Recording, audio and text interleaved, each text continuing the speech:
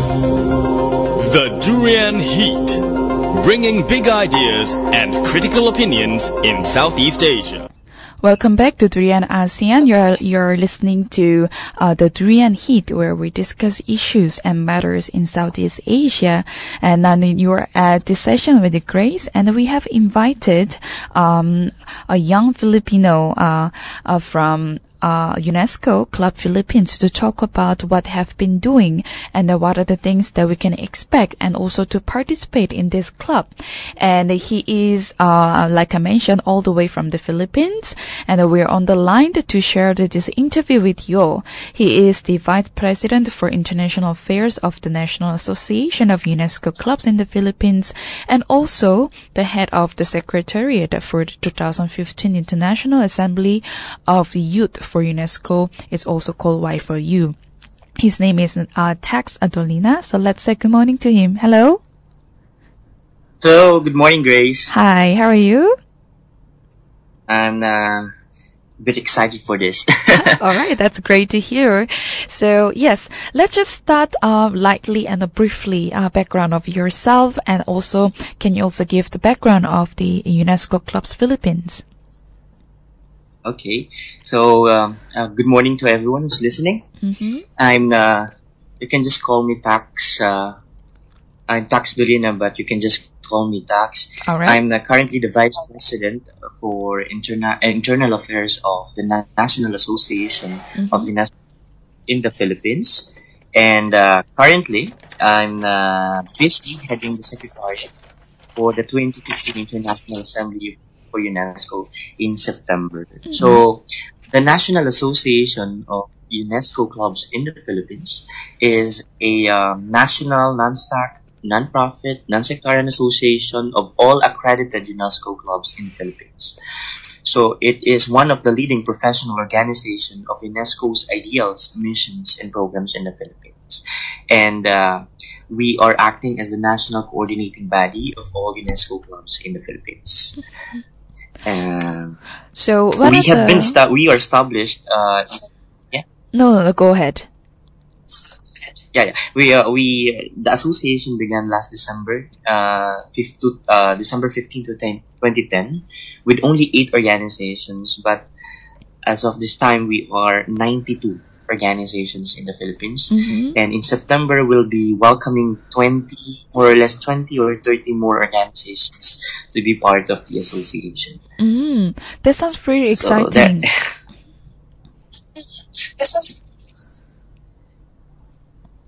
Yes, especially for this assembly in September. Yes.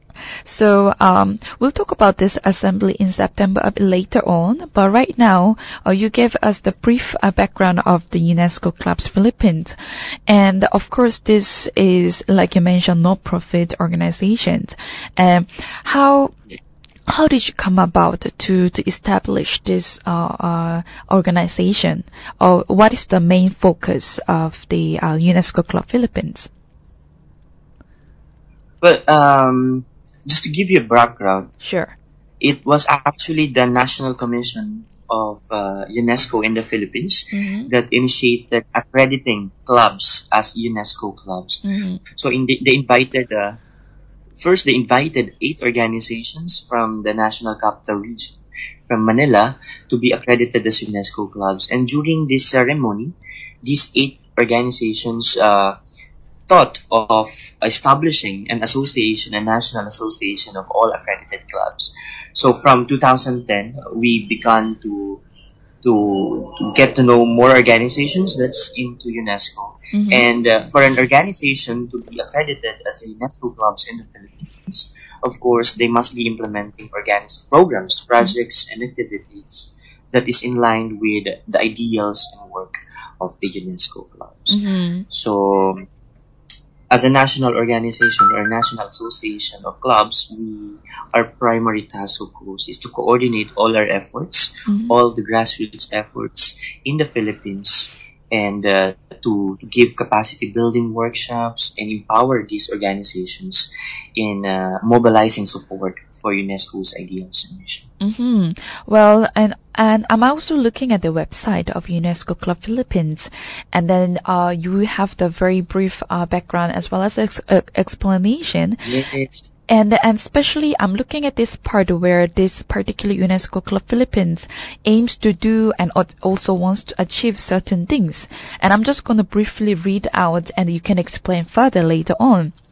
So one of them is promote understanding of aims and ideals of UNESCO and work for the success of their implementations, and also facilitate international understanding, cooperation, and world peace, and of course support human rights, and contribute to the training in civics and the democracy of their members, and lastly participate in social development conceived as the attainment of the conditions most conducive to the full development of the human personality. So, could you care to elaborate more from these points? Well, UNESCO clubs, contrary to what others, whenever we introduce a club, the national associations, people were like, "Oh, UNESCO, an international organization, something that works globally." Yes. But at the end of the day, what we say is that we are a grassroots movement. Mm-hmm. So we are not particularly working in the international level, but we work, or more of our programs and projects are on the grassroots in the community. So our aims, as you have read, is number one, to promote understanding of aims of ideals of UNESCO, work for the success of implementation.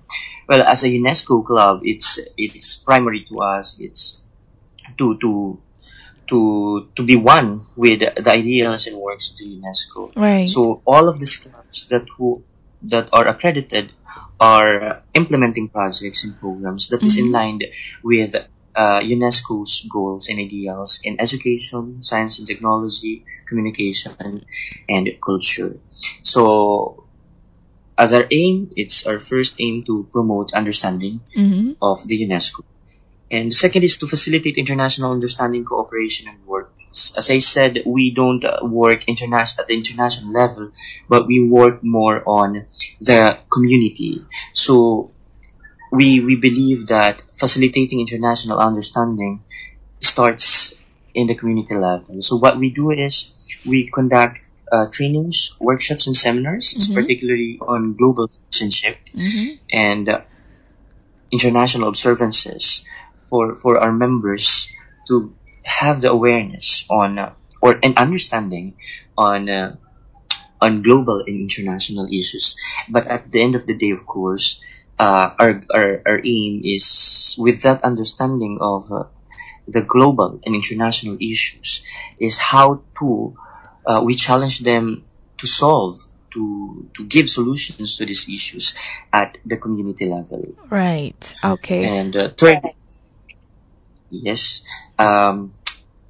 third is support human rights, and this is particularly my work, my focus of work since I started as a board member of the association.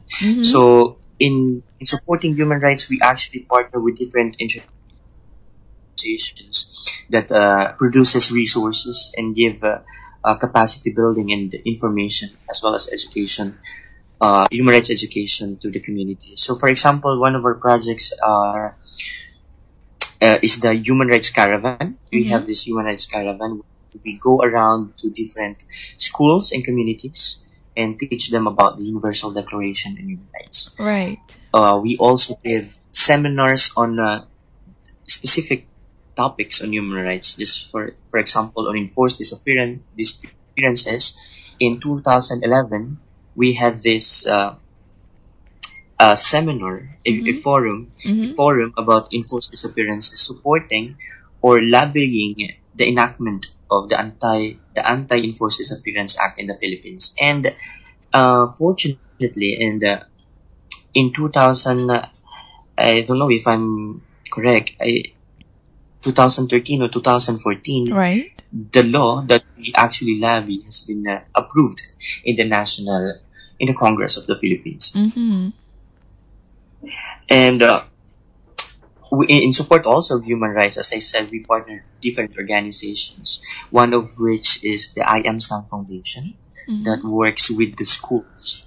Now, the focus here is human rights education. So we go to different schools, we partner with different education divisions to teach the children from kinder to high school their rights based on the UN Declaration on Human Rights, as well as on the UN Convention on the Rights of the Child. So that's how we work in support of the human rights aspects of the works of UNESCO. And in terms of contributing to training in civics and democracy of their members, or of our members, we, as I said, we conduct different capacity building workshops, and for teachers and for students as well. We participate in social development concept as the attainment of the conditions most conducive to the full development of human personality. Well, to address this aim, we promote, we develop our members to be socially engaging, and we encourage them to be ambassadors of what we do in the organization. So it's not just more of an organization development, but more of a holistic personal development for our members. Those are the very good elaboration that you just explained to us. So, Tex, we're going to take a short break here, and then when we come back, we're going to talk specifically your certain areas that UNESCO Clubs Philippines are focusing on. So stay tuned with us. Okay. The Durian Heat, bringing big ideas and critical opinions in Southeast Asia. Hello, welcome back to Durian ASEAN, the voice of discovery and sharing. And you're still at the Durian Heat, where we talk about the issues and also discuss the matters in Southeast Asia. And today we have invited the Vice President for the International Affairs of National Association of UNESCO Clubs in the Philippines, and also the head of the Secretariat for the 2015 International Assembly of the Youth for UNESCO. So his name is Tex Dolina. So we've been talking about in the first section about the brief background of UNESCO Clubs Philippines, as well as the focuses they have been working on, and then what are the aims of UNESCO Club in the Philippines. Perhaps this segment will go a bit in deeper to look into the more activities, and then perhaps the categories they have listed in the website as well as the Facebook. So, Tex, are you still there? Yes, Grace. All right. I'll come back. Right. So let's go in details of UNESCO clubs in the Philippines. Of course, like I mentioned before, we have briefly discussed, and also you explained very well on the aims and also criteria that UNESCO Clubs Philippines mentioned. But at the same time, you emphasized and also mentioned strongly your focus on the human rights. Perhaps could you elaborate more on that? One of our aim is to support human rights, and as many are asking, what are the issues that you support, the issues that you address in your activities, in your programs? Well, basically, our work is on the prevention side. We believe that prevention is always better than cure, and so our work is more on the awareness and education level of human rights, especially in human rights education. So what we do, as I have mentioned, our programs are like the Human Rights Caravan, seminars, symposiums, workshops. All of these are at the information and education level on human rights. In the organization, we believe that there would be no abuse if no one would allow to be abused. And so in all these activities, in all these programs that we do, we always emphasize that it is very important for them to, one, know their rights, and to know the rights of others as well, and to respect and to give respect and to develop tolerance for each other. Well, that's very good motive that you want to focus more on the prevention before it goes to, gets issued and also becomes matters already. Well, talking about that prevention, you guys have another priorities other than the human rights education, because you also have a priorities on the climate change and also another one which is called the post-2015 education agenda. Could you elaborate more on that as well? Yes, for this year, we'll just in perspective, the National Association of UNESCO Clubs all actually focused on the themes of the UNESCO, which are education, natural sciences, human and social sciences, culture, communication, information. Right. But for the specific term of the association, we decided to focus on priorities. And for this term, we have decided to tackle issues in education, human rights, and the post-2015 education agenda. As to the post-2015 education agenda, it's as the name would say, it's the post-2015 because we are now into the development of the SDGs, or the post-2015 development agenda. And in this, we support UNESCO's programs that is aimed to support the achievement of education for all, to provide global and regional leadership in education, to strengthen education systems in the Philippines from early childhood to the adult years. Just to give you a background, and I guess you already know that the Philippines has just implemented the Kinder to Grade 12 program, or the K to 12 program in our education system, and perhaps that's one of a response to the call of UNESCO to strengthen education systems from early childhood to adult years. And also under education, we aim to respond to contemporary global challenges through education. So as to our work in the association, when it comes to education, we provide capacity building workshops on global citizenship, on education for all, and education for sustainable development. Now, another priority of the administration for this term is on climate change, which is a very, very big concern.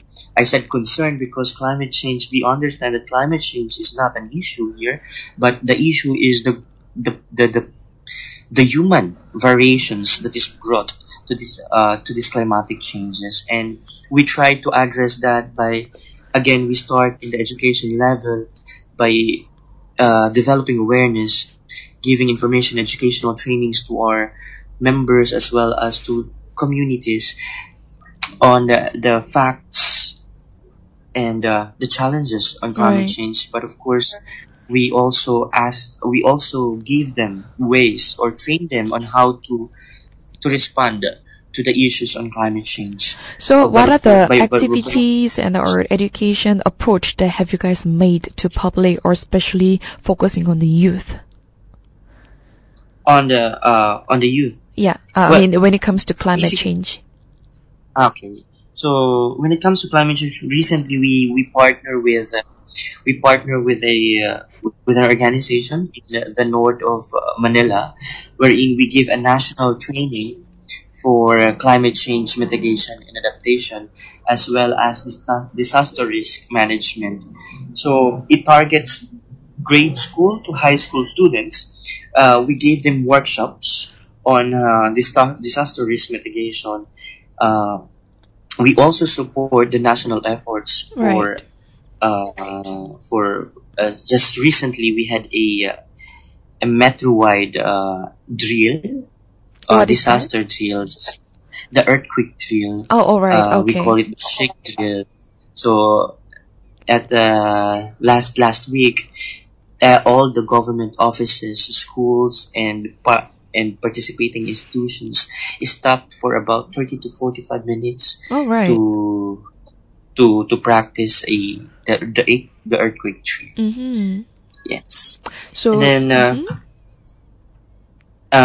that's what we do in climate change, and we also support the National Commission for Climate Change. It's the Climate Change Commission of the Philippines, and we participate in training of trainers, and as an organization of organizations, because our memberships are clubs, organizations, we actually in September, the September event would actually be the starting point of everything. you mean the assembly So that's gonna be held in September?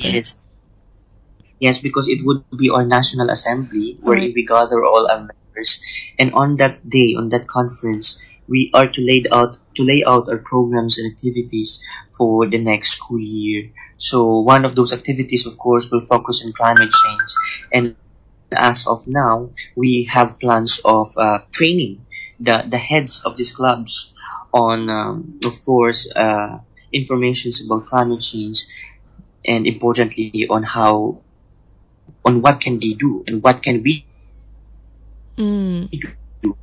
right. Hello? Hello, Tax?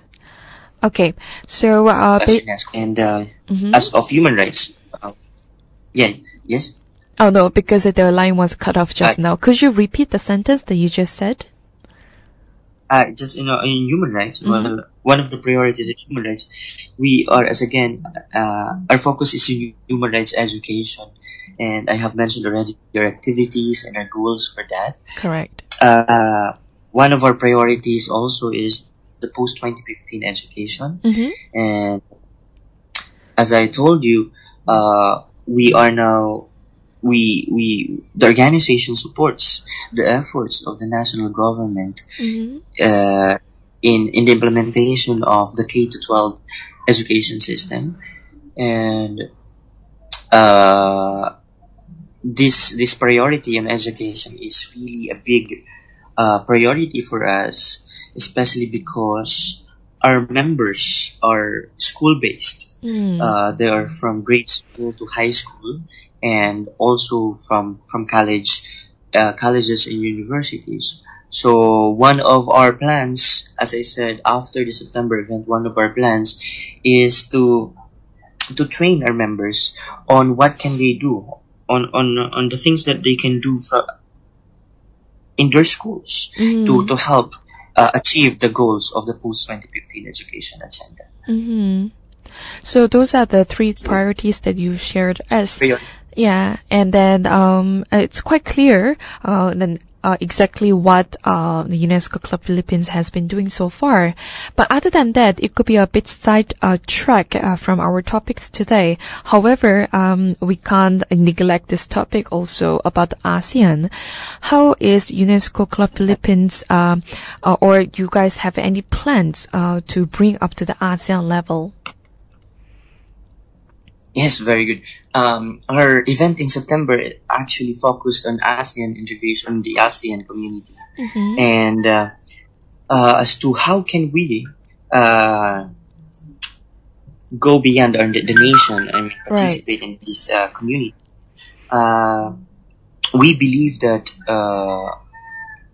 all of our effort, we believe that in all development efforts, it all starts in the community. Right. So since our members are in the grassroots, we empower them and we engage them to participate, to prepare themselves in the full implementation of the ASEAN community at the end of this year.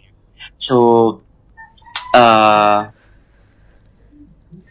so the September event would clearly lay out. Of course, it's a sad fact that most of the Filipino youth, or a number of Filipino youth, is not aware of what is this ASEAN community all about. Oh, is it? I thought the awareness in the Philippines is pretty high. Yes, but this there are a lot of organizations that work for this awareness, because there is a need for in NCR for me.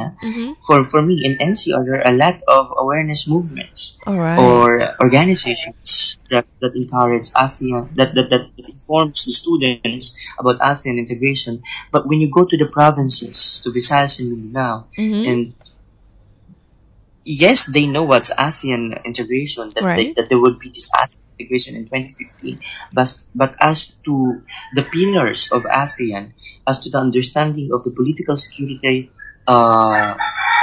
blueprints, the social cultural blueprints, as well as the economic community blueprints of this integration, All we right. still have to do a lot of education information to our youth, so Wow. they will better appreciate and understand also. All Now, right. on the part of the UNESCO, since we would be in this integration, we are not just preparing them to be able to integrate. We're not just preparing them to be able to complement the ASEAN efforts as in the community, in the ASEAN community, but we also try to prepare them personally, that because our danger here is that, because we would be one community, there is a fear that the Filipino culture, as you know, and the local cultures would be compromised or whatever.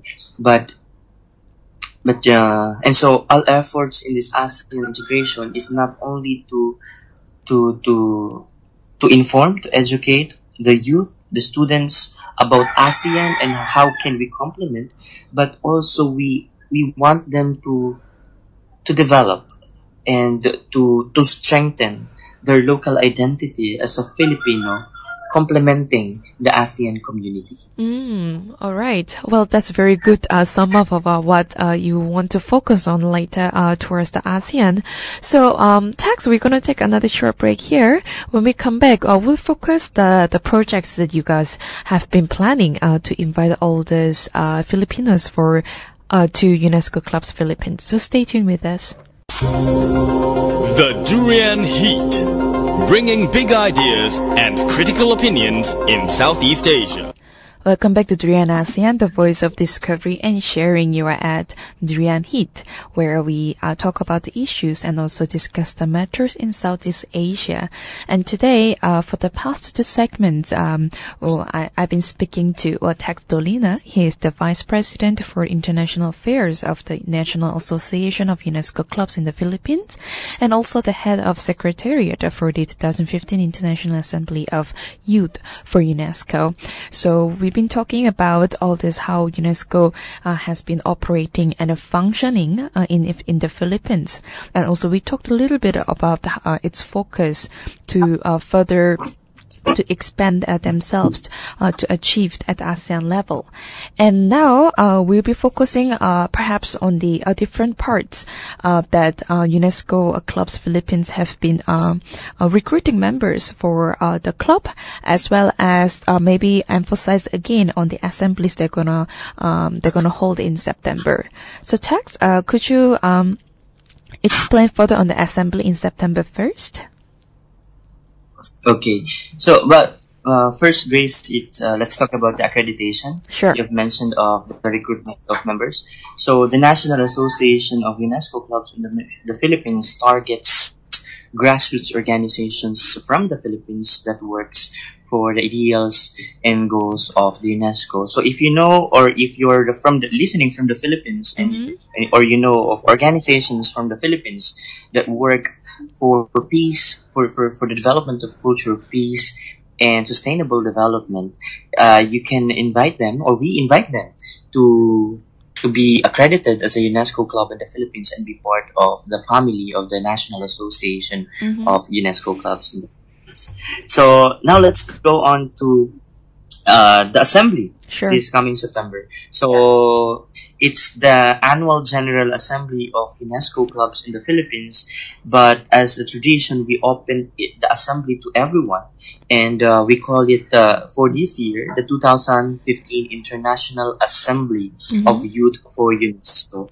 So we are partnering here with the National Commission of the Philippines for UNESCO, as well as with the University of Santo Tomas, which is the venue of our conference on September 21 to 23. So just to give you a background, the theme of the assembly in September is on gearing up for ASEAN integration towards sustainable development.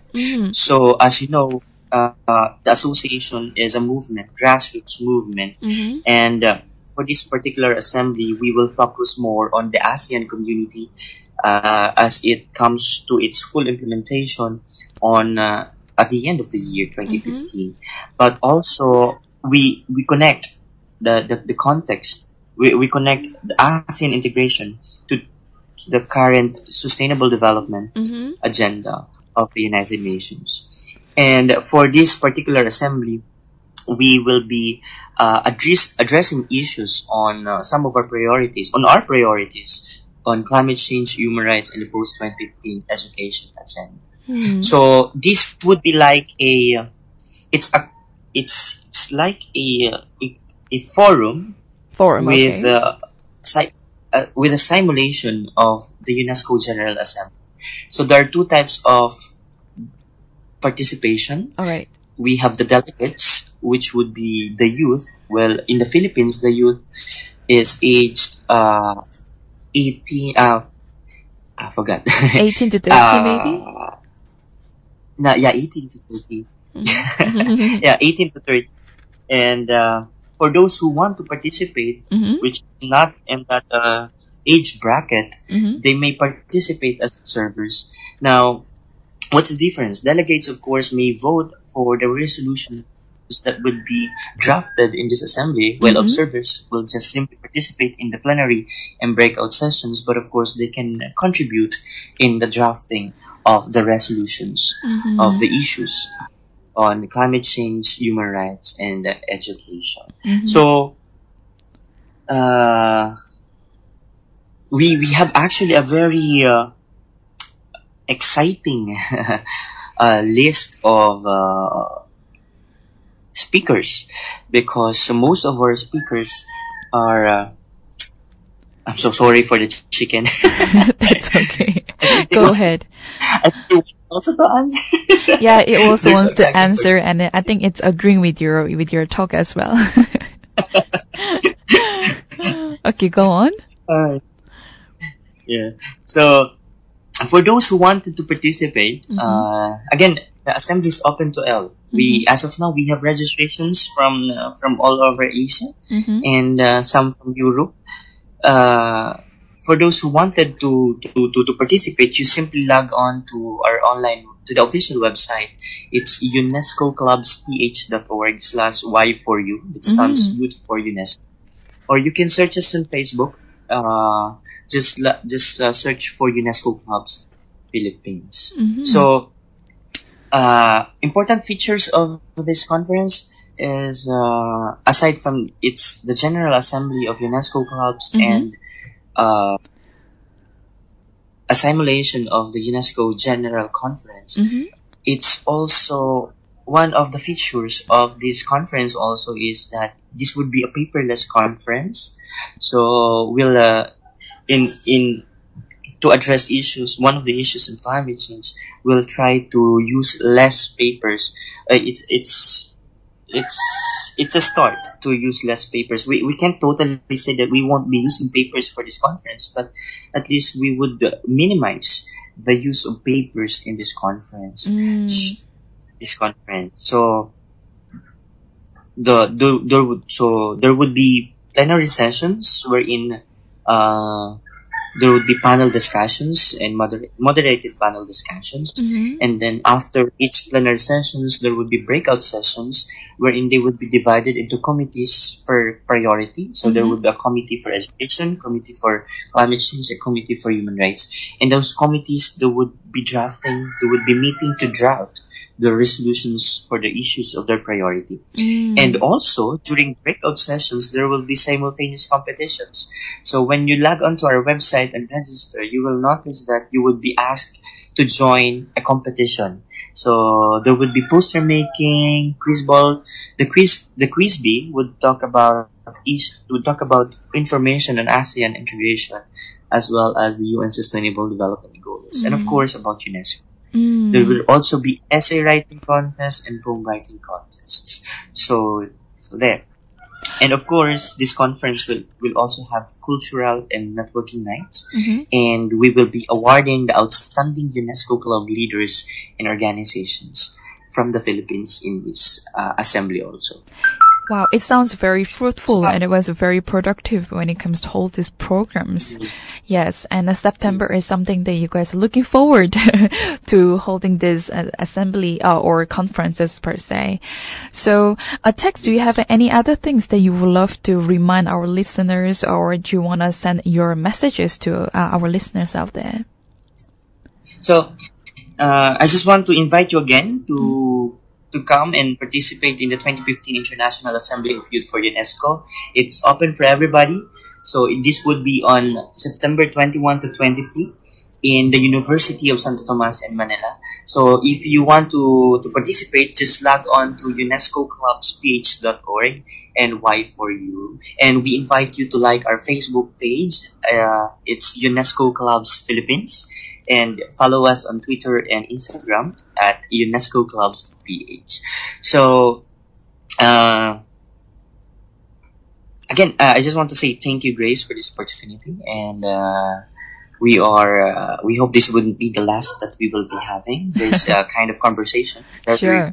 A very awakening and informative conversation. All right. And yeah, more power to ASEAN youth.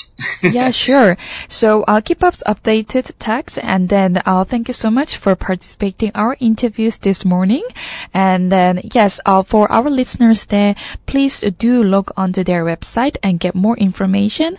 And then I'm sure if you ask questions, Tex will be glad to answer your all of questions. So yeah, do keep him very busy. Just messages. Yeah. All right. So thanks, Tex. Thank you, Grace. You're welcome. Bye-bye. Bye-bye.